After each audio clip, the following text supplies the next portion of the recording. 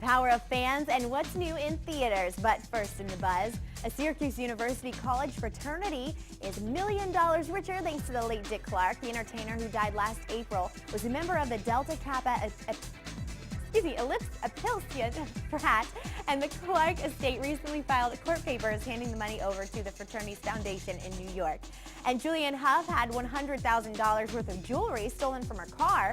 The jewelry was given to her by her boyfriend Ryan Seacrest, and it's not clear if the doors of her car were locked. Cops say there was no visible signs of forced entry.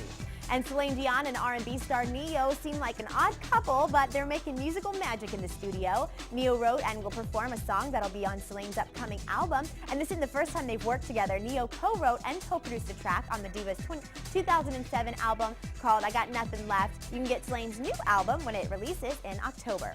And the fans have spoken, and boy was it powerful. Fans of the short-lived TV series Veronica Mars raised enough money to get the TV show turned into a movie. The fans did. Star Kristen Bell and creator Rob Thomas started a fund Wednesday on the website Kickstarter to raise $2 million to finance the film. They set a record on this site, raising $1 million in just 4 hours and 24 minutes. $1 million in that short amount of time.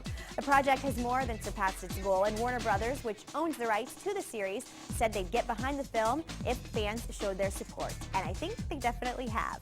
A new documentary takes a look into the life of Dick Cheney. It's called The World According to Dick Cheney. It examines the life of the former vice president through his eyes, as well as those close to him. It premieres tonight on Showtime. It'll air through the weekend.